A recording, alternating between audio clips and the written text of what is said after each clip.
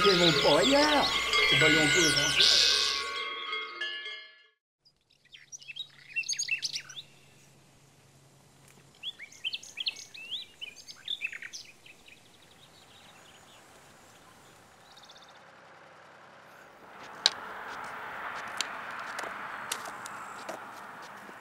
J'achetais tous des petits jardins de 80, 200 mètres carrés. Tous des jardins, tout là. J'en avais tous un ou deux. Puis maintenant, c'est tout en paix.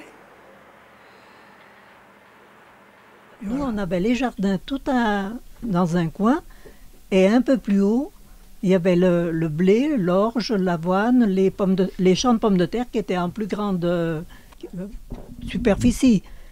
Alors ça faisait une multitude de couleurs. Quand on était en montagne, on voyait la beauté du plat de la compote, quoi, que c'était vraiment beau à voir. Et puis alors, non mais ce qui était bien, c'est qu'on se voyait tous là-bas-dessous. Vous savez, c'était fait, c'était en famille. Quand on faisait les schnavis, c'était tous le 1er mai.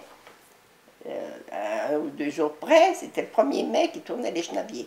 Alors quand ils tournaient un schnavier, comme c'était pas très grand, il fallait tourner celui du voisin puis l'autre pour pas qu'ils se marchent dessus. Hein. Alors c'était ce jour-là. Les jardins étaient tous ensemble, quoi, morcelés, quoi, c'était tout morcelé.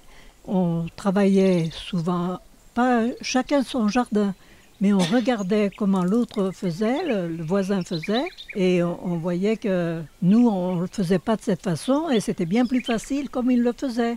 Des fois, des haricots qui venaient mieux, on lui demandait « mais est-ce que tu pourrais m'en donner pour l'année prochaine ?» Le contact est quand même bon au jardin.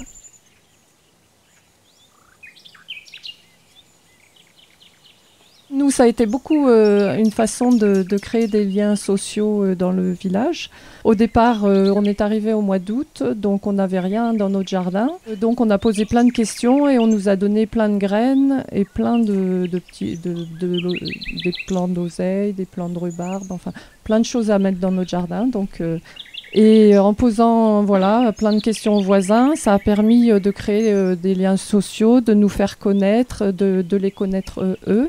Et de s'intégrer dans le village assez rapidement finalement. La connaissance du coup elle est partagée, elle n'est pas réduite à son jardin, on va vers l'autre et puis chacun a son idée et donc en les mettant en valeur, ça permet d'augmenter la connaissance du voisin.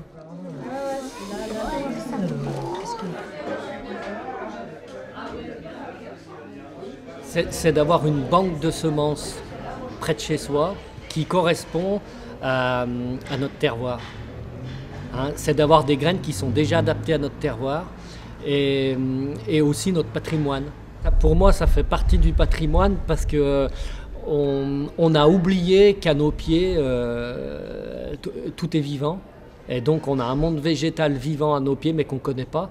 Et le fait de sortir des graines de terre, ça nous permet de nous réapproprier notre univers végétal qui est proche de nous.